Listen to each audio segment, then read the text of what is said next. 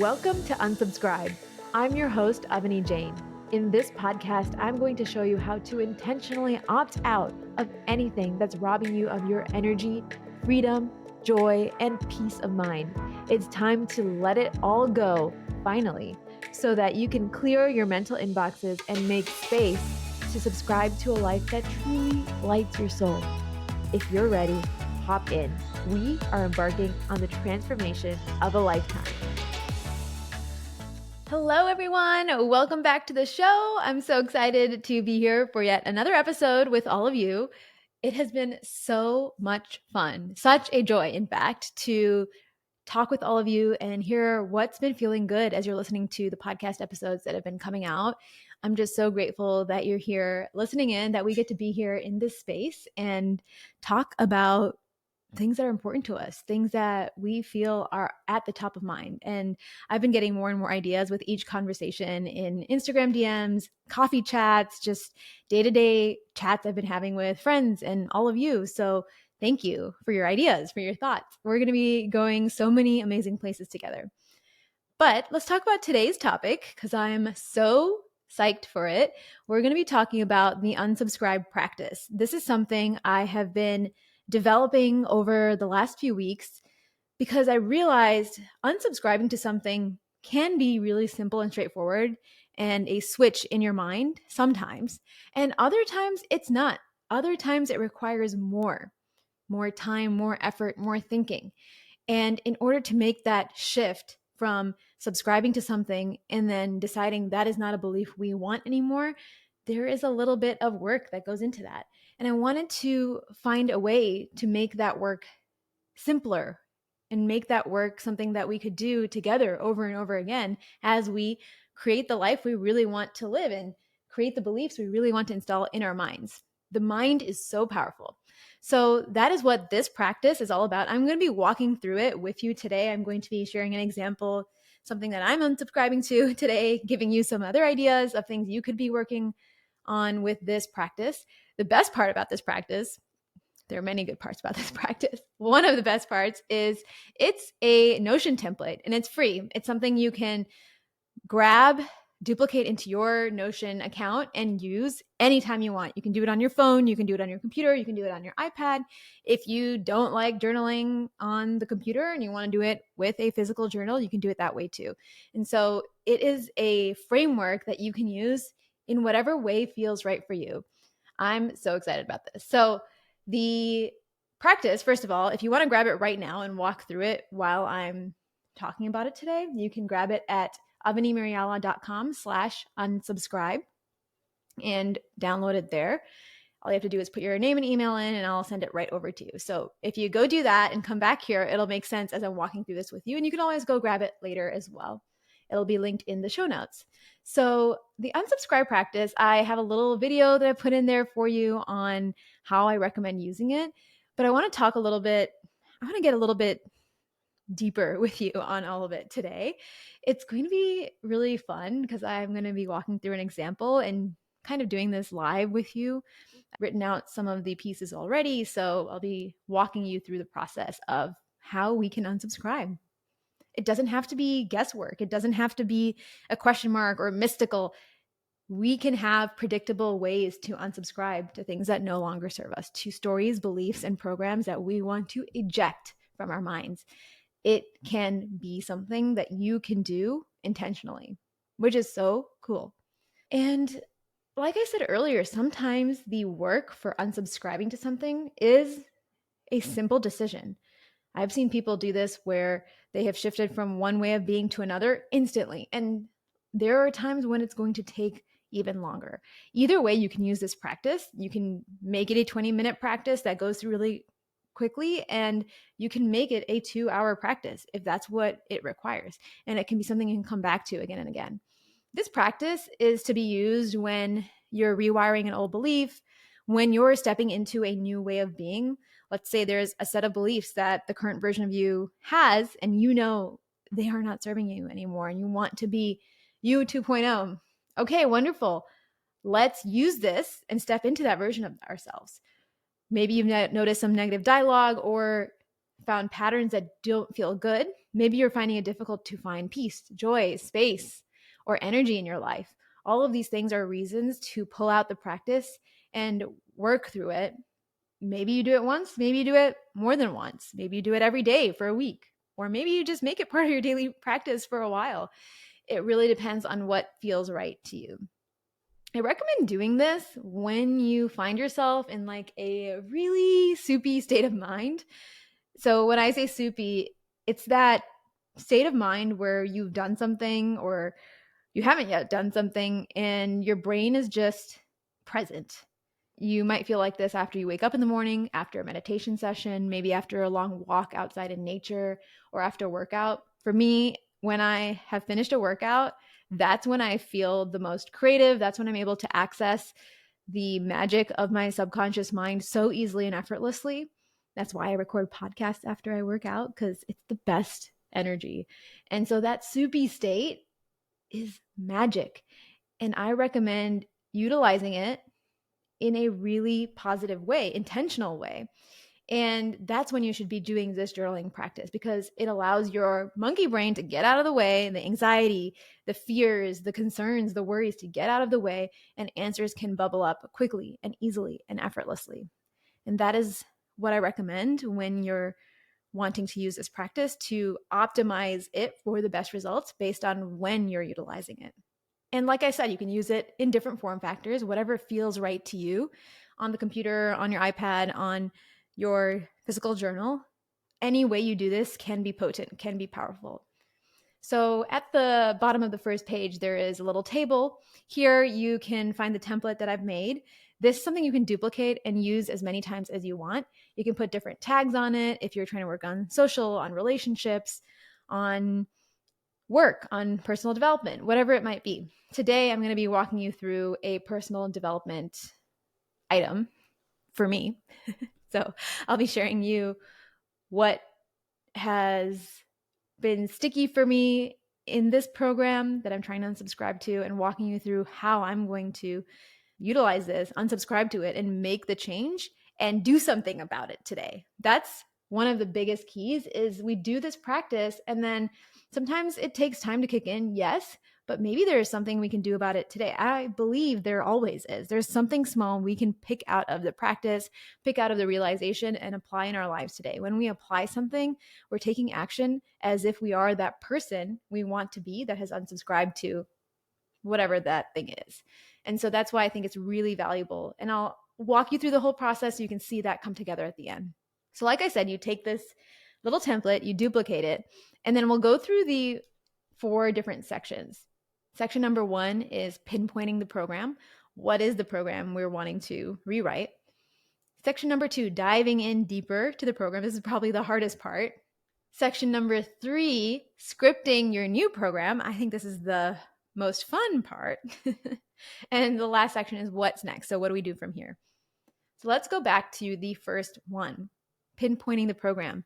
So I ask a few questions here. I ask, what do you want to unsubscribe to? And I want you to spend time thinking about this and let your mind go.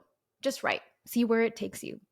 The second question I ask is, what will unsubscribing to this unlock for you? Actually, I think I ask a few different questions on this, so I want to make sure I'm sharing them with you here. There's 3 questions I'm asking. So the second question is, what has subscribing to this belief, this program, done for you, and what will unsubscribing to it unlock for you? These are 2 important pieces. I want you to understand why it's been there for this long, because our brains are beautiful, they're smart, and they are designed to protect us, to keep us alive. And there is a reason this program has been installed in your mind, because it has worked so well. It has served you until now for some reason. So understanding why it's there is important. Then on the flip side, we can take a look at why it doesn't need to be there. There is a different way to look at it. You can reframe anything in life. And if you were to look at this from a different angle, if you were a person that didn't subscribe to this program, what would that do for you? What would it create in your life? So I'm going to talk about this today with the example of me unsubscribing to feeling bad when saying no to friends.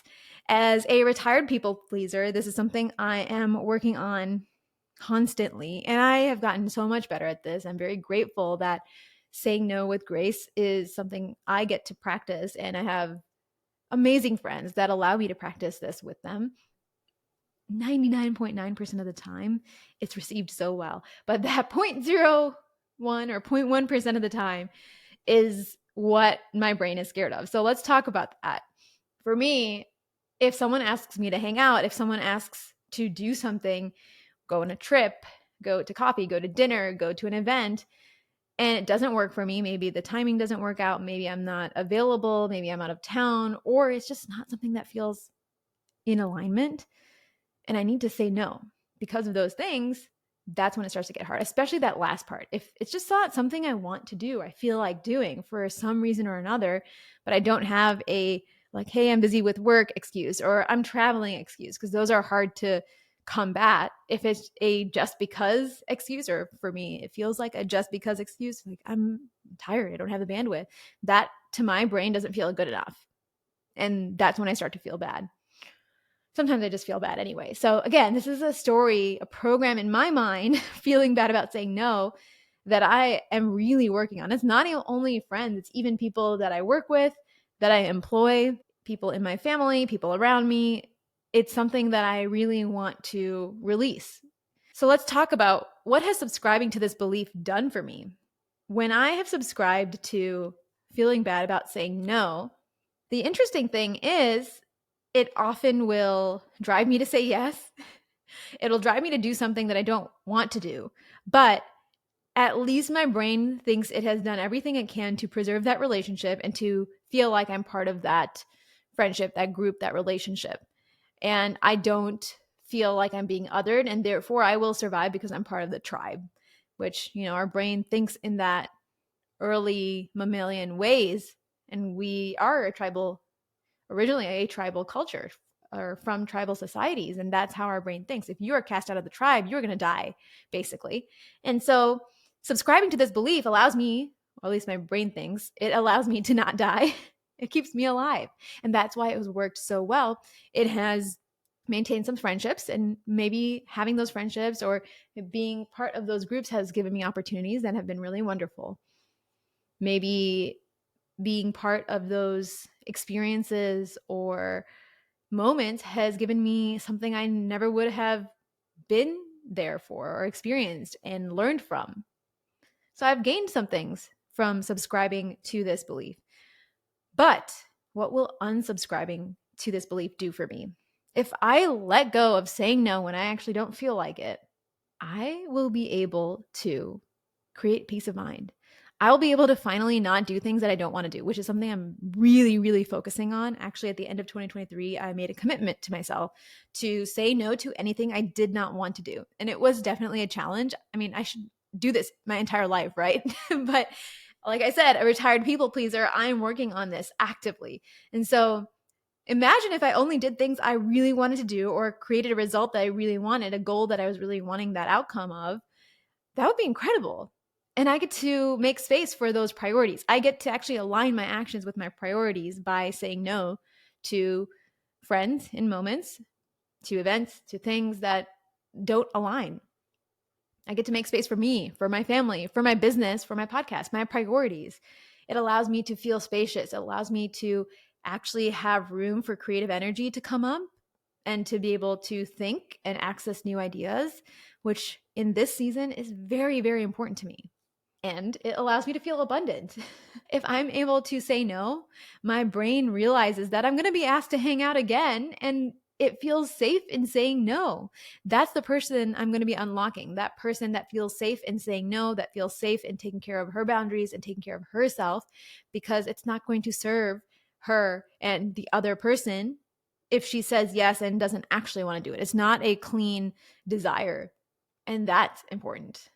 I remember in the past, I've often said yes to things or meeting up with people that I don't 110% want to meet up with. And I sit down with them and I realize the interaction, although it might have been good on the surface, it didn't fill me up. It didn't light me up. It didn't make me feel amazing when I walked away. And to me, for me, where I am right now at this point in my life, I need all of those things in order for it to be something that I put my energy and time into. I've realized how finite my energy and time is. And so that is what unsubscribing to this program will do and is doing for me. It is incredible to be able to use my energy in such an intentional way. Wow. So I'm already feeling into that feeling, that person that I will be when I unsubscribe to this. You can already see this magic working, which is so cool. So we're going to go into the second section, which is diving in deeper. What about this feels sticky? Okay, I have a matrix, a little table that I put together for you on this. I want you to go back and reread everything from that first section and highlight things that feel icky. Basically, if you're reading it, it makes you go, ugh. That is what I want you to note. Highlight it, circle it. And in order to feel that feeling, that energy, I want you to feel into every single word. Once you know each sticky point, you might have one, you might have five. I want you to copy each word or phrase and paste it into a new section. I put a little table together for you so you can just paste it into there. And I want you to write about each one. Why does it feel sticky? When did this story originally begin? And is it actually true? Is it true? Is there evidence that it doesn't have to be true, which is really, really cool. We'll talk about that a little bit more. But let's talk about my sticky pieces here. So what felt sticky to me was keeping friendships and relationships and losing them, potentially losing them, and worrying about if I would be casted out of the group. Past experience, the reason it feels sticky, past experiences with friendships have showed me that only a couple where I've had moments where I respected my boundaries. I said no to something that felt out of alignment and it triggered something in the other person and it caused the end of a friendship. It caused a rift. Many times, almost all those times, that friendship was repaired. A handful of times that friendship was not repaired. And I think it was the universe giving me a sign that maybe that friendship wasn't in alignment anymore. It's easier for me to say now that I'm years past it, but that's a fear. That's why this feels sticky. This began in certain moments where I've had events that have ended friendships, that have changed friendships. And another thing that felt sticky was about feeling safe in relationships. This is my monkey brain. I'm not sure if I can be fully me in my friendships. Because what if I am fully me and I do something and it offends the other person, and then suddenly everything blows up? The cool thing is, I have evidence that this doesn't have to be true. In many instances, I have a amazing college friendship that we had a hard time before college, and then we found our way back to each other. We addressed the issues that we had experienced with each other, and we were able to repair the relationship. And to me, that is big evidence that even if I do something, and I didn't even realize I did something to offend that person, they had an experience. I was just being in my lane, and what I did caused them to have a reflection, which is fine. But that created a rift in the friendship that broke the friendship in a place. And then we were able to heal it together, which is amazing, incredible. I'm still friends with that person. I'm so grateful to have them in my life. And what's cool is the friendship is even stronger today than it ever has been before. So grateful for that. So that's an example for me that this doesn't actually have to be true. I actually have a handful of examples like that. So I wrote those things down in this table. And the other thing for me that feels is the anxiety around worrying about and having to manage the friendships and needing to keep them in order to feel safe. It's my inner child taking over the limbic system, which is a part of their brain that is much more, I would say, primitive. And it is the monkey brain. It's the chatter that goes on and on and on and on. And it's trying to evaluate everything to keep me safe in case like I'm out in the savannah and a tiger or a lion is going to eat me. That is the child going on, chattering. But I have evidence that if I can let that child calm down and not listen as much and listen to the CEO of my mind, the prefrontal cortex, the mind that is developed, the 32-year-old brain that I have been working on, if I go listen to that version of me, I'm able to make sound decisions and understand the whole situation at a better level, at a deeper level, and with a better perspective. I'm able to reframe it very quickly. So the idea that saying no and feeling bad about saying no is going to create things that they'll be broken, that will not be repaired, doesn't have to be true. I have evidence of past experiences in my life that is not true for, or maybe it was true and then it was untrue because it was repaired. Repair is so magical. And then finally, I also have evidence that my brain has the skills, has the tools to keep me safe. And even though I think I have a lot of anxiety around it, I have the ability to step out of that anxious energy very quickly because I know I can not let the child in my brain run the show, but talk to the executive who has, like I said, 32 years of experience and allow them to run the show, which is so cool. I often visualize, by the way, when I visualize these little people in my head, I visualize the movie Inside Out and the little characters in the operation center or the control center of that girl Riley's mind. And it's so cool. I love that visual. I love that movie because it resonates with me so much. I have these different versions inside of me that are doing their jobs, that are trying to keep me safe, to keep me protected, to keep me alive. And I need to acknowledge them and respect them and know that they're doing their part. And I can choose to listen to one over another because I have the ability to discern.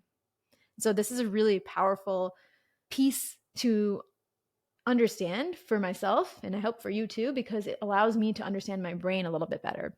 So I feel like I got on a tangent here, but I think that's such cool stuff. Maybe we'll do another episode on our parts and the parts inside of us and how old they are. I don't know. Maybe we will do that in the future.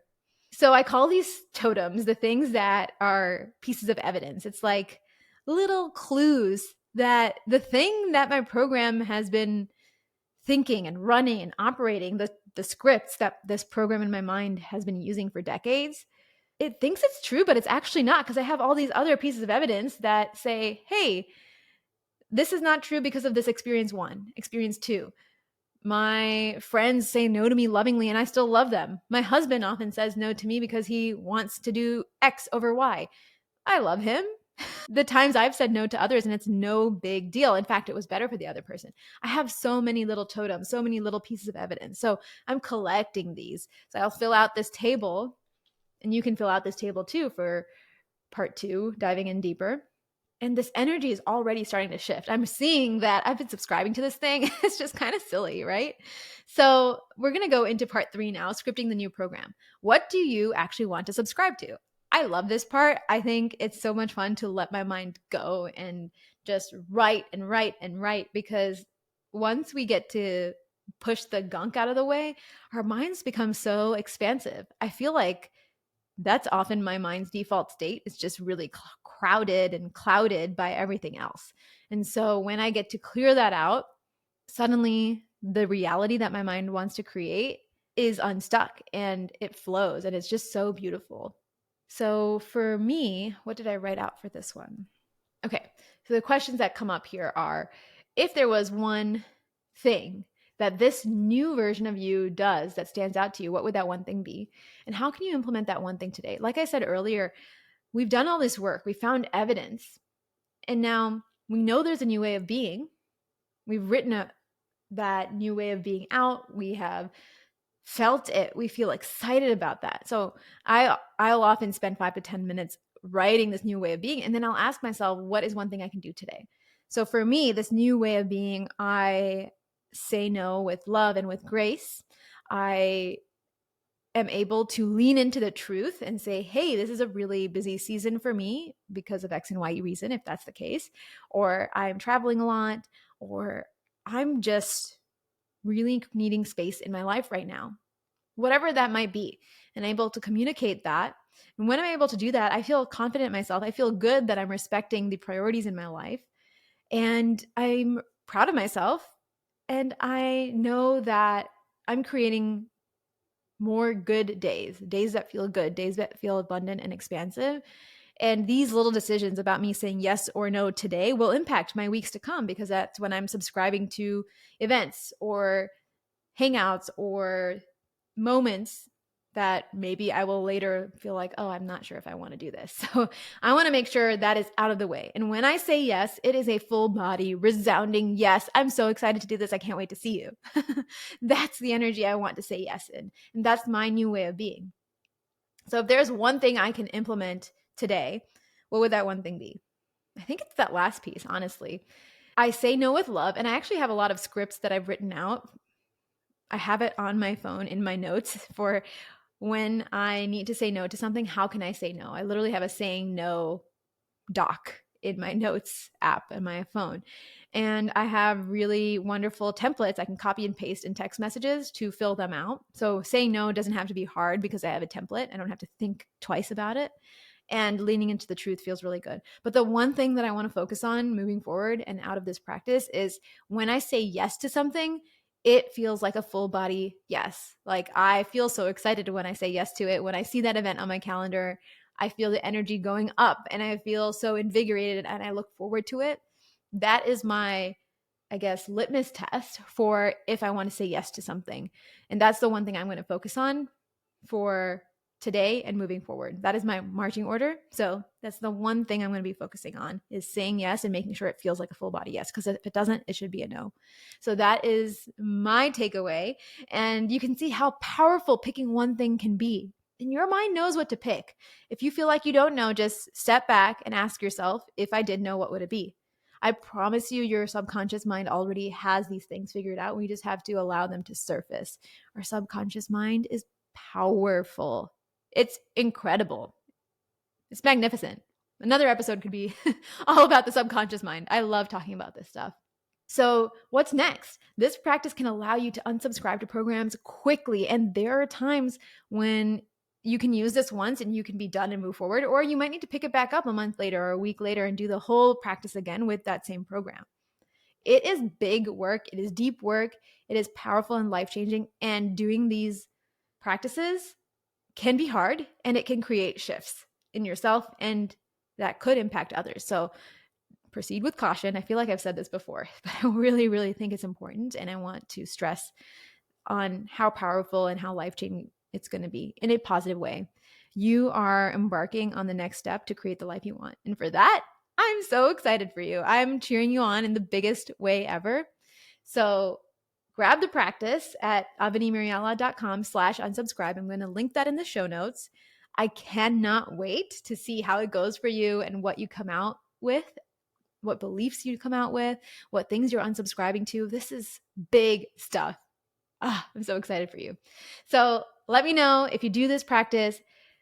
Send me a DM or share on Instagram and tag me at AvaniMJane. I'd love to talk more about this and see the big steps, the big moves you're making in your life, the big unsubscribe moves. I'm so excited for you, and I will talk to you all soon. See you in the next episode.